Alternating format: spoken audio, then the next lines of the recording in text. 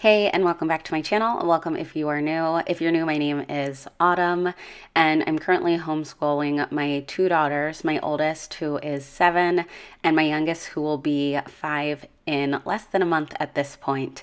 And Mondays are actually normally not too bad. Normally it's just Alani has tennis. But on this Monday, we did have one extra fun thing to do, which was a homeschool gathering at our local library. They do it once a month, so I always try to sign up when they have those. But we started the day with Spanish. My girls absolutely love homeschool languages, Spanish, and I like to throw in different songs and activities that we've learned through the Eat Your Spanish podcast as well. Both of those resources together, I think, are just really great. And in this particular lesson, we were going over our numbers and colors.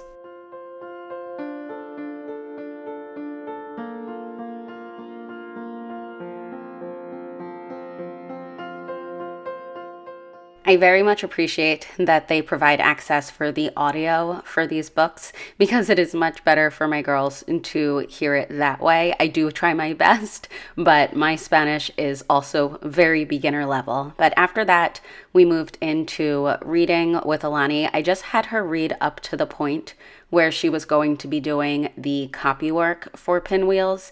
And then later on, you'll see in the video, we do continue the reading. But I did have her stop at the certain point, get her snack, and then move on to the copy work. That way I could work with Emmy.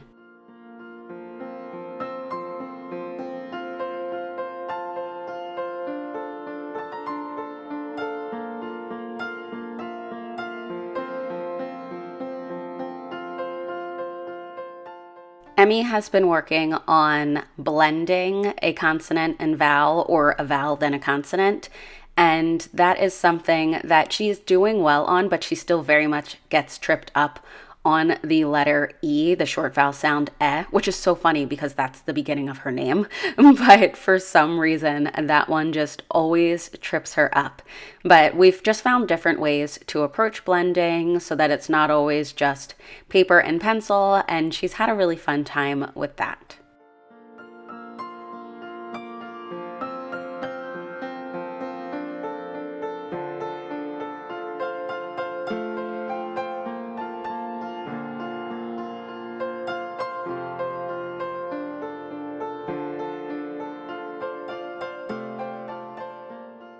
Once we got some practice together, I walked her through what I wanted her to do independently, and that way I could then hop on over to Alani. She had been doing the copy work that I talked about, so I just wanted to check in to see how she was doing with that.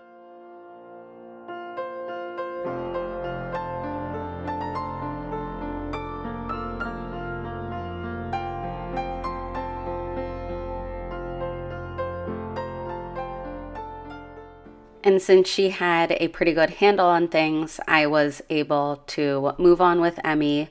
Once Emmy was done with her blending, we decided to get started on Torchlight, and we were learning on this particular day about Argentina. So I have these flashcards that came with our globe that I really like. So I wanted to make sure I had those for when Emmy was coloring the flag later, but we made sure to look at the map as well as the globe to really just get a feel for where Argentina is, the type of climate that might be different, the topography, those different things we looked at and discussed. And then from there, I had Emmy coloring the flag page while I read the information from 2 of our books.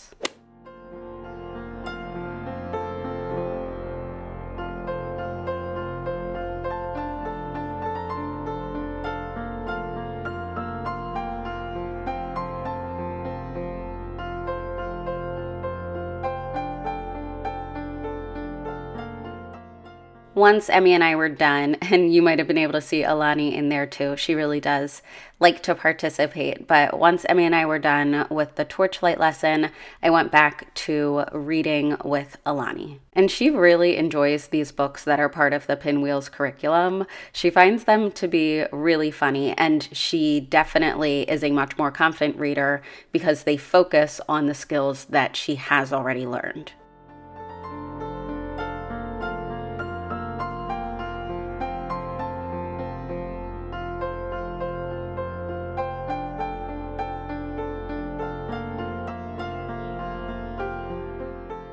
I had to run upstairs to get my computer, so Alani was getting herself situated with what she would need for Simplify writing. I got her set up, and then I started working with Emmy.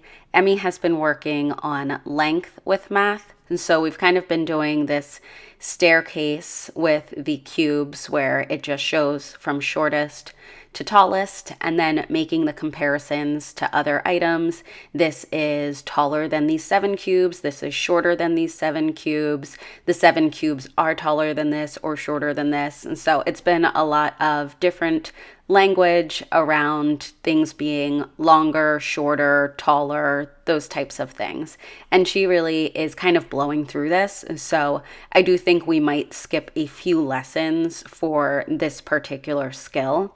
But once Emmy was done, she left the room to work on Zern. She's pretty independent with that.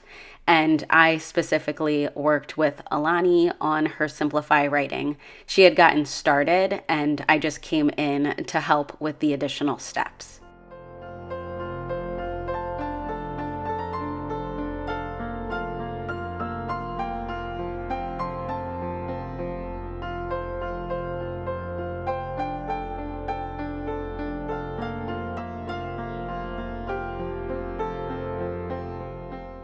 This unit, she will be working on creating her own personal narrative, but first she is starting with identifying the elements of a personal narrative so that she can see what will be expected when she does write her own.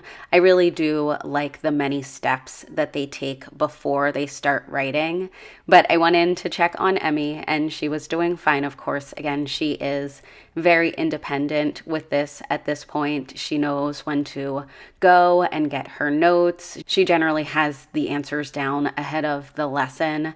So like I said, I do think we are going to be skipping a few of these lessons because she has proven that she does have these skills. But once I checked in on her, it was back to Alani.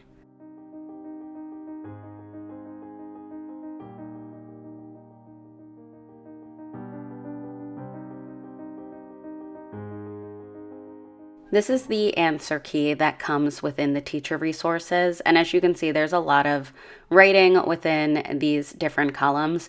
I did not have Alani write that much at all.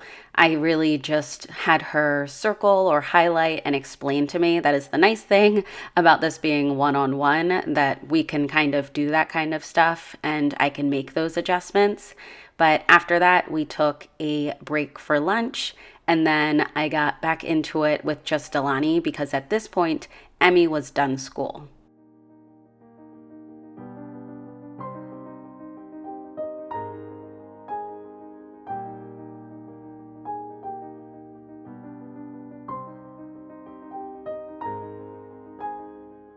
And I know my girls are 7 and almost 5, but yes, I do still cut their grapes. Not all the time, but most of the time, I do still cut their grapes.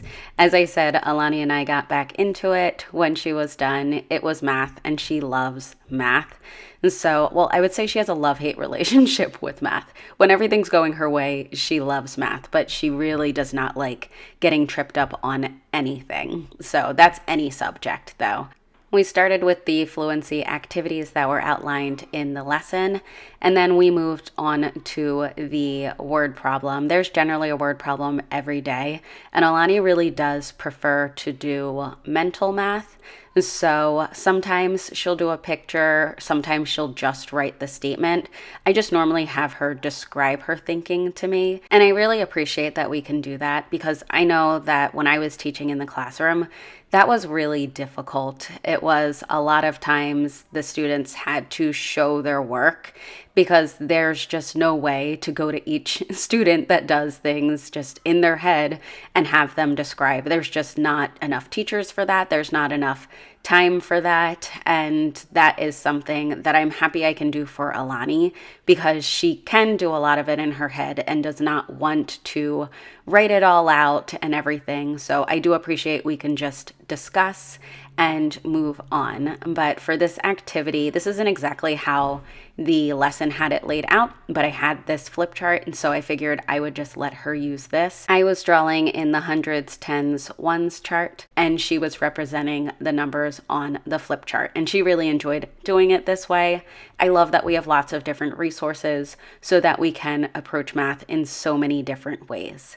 But after that, we did take a little break, and then it was right to our homeschool event, which the girls had so much fun with. There were lots of different things for them to explore. And there's a different theme every time we go. Each month there is a different theme. This one was Makerspace, and the girls loved it.